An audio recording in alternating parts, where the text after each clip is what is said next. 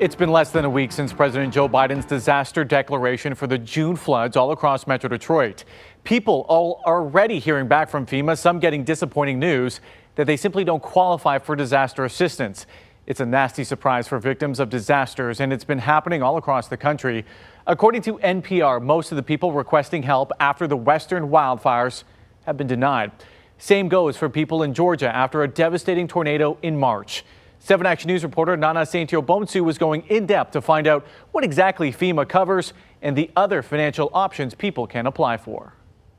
Yes, families tell me they are devastated and running out of options when it comes to looking for help. One man asked, what's the point of telling people to apply for federal assistance when they're going to get turned away? Why deny us, assistance when we do need it? Aaron Sexton is a father of 7. We introduced you to him and his wife Julie last week Thursday when President Joe Biden declared the June floods a federal disaster. And I'm like, oh, thank goodness. Yeah. They were excited to fill out their FEMA application, but days later the Sextons checked their status and their Garden City home was not approved. They said that we were denied because we had a rider attached to our insurance that covered sewer backup, water damage. She's not alone. Her neighbor was also denied. Because I had the homeowner's insurance rider that provided coverage for a sewer backup. These are pictures of what her basement looked like after the heavy rainfall. Her furniture,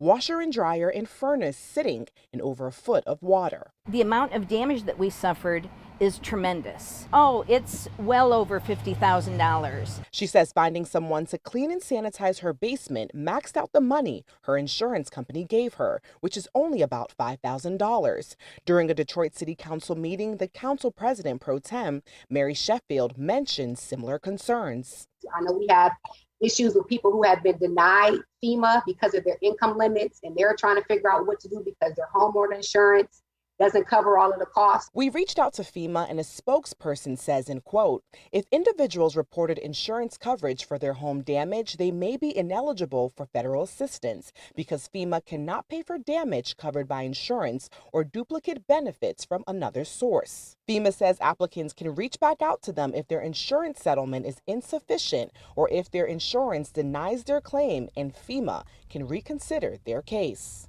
Ultimately, what happens is we try to tell people that we're not here to make you whole again. What we're here to do is to make sure that you are safe and sanitized. FEMA also wants people to understand that every case is different. In each case, we'll decide what amount may be facilitated for each individual. Everyone's home may not necessarily have the exact same amount of damage. They do not cover damage to non-essential space. But this father says the space that was denied is very essential. Our basement's finished, it's bedrooms. We have 7 children. 3 of them live down there. He says they've drained their savings and still has about $7,000 worth of work to get done. There is another option for families who are in need of immediate funding.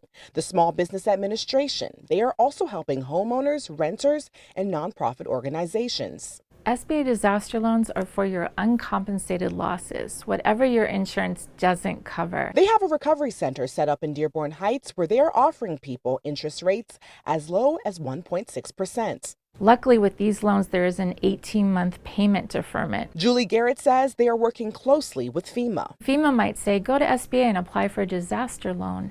If FEMA tells you to apply, please do so, because if you don't, you stop moving through the FEMA process. So SBA is not an option for you? No. I don't believe so. If a loan is out of the question, homeowners can also file a claim with their water department in their city. If my sewer line was broken, DWSD sewer line was broken, and there was a defect in the system, you'll be made whole by the water department. But I can tell you that that will probably be less than 10% of the people that file a claim. FEMA cannot help. If the Detroit Water and Sewage Department cannot help, if the City of Garden City cannot help. We got to keep fighting for our family. And I encourage everybody to do the same. Now, if you do disagree with FEMA's decision, you have 60 days to appeal. Visit our website for other additional resources like United Way at 211. For 7 Action News, I'm Nana Saintio-Bonsu. Tough for those people who were denied FEMA help. Nana, thank you. And we do have more on FEMA and a list of other Michigan resources that can help after the devastating flooding on our website, WXYZ.com.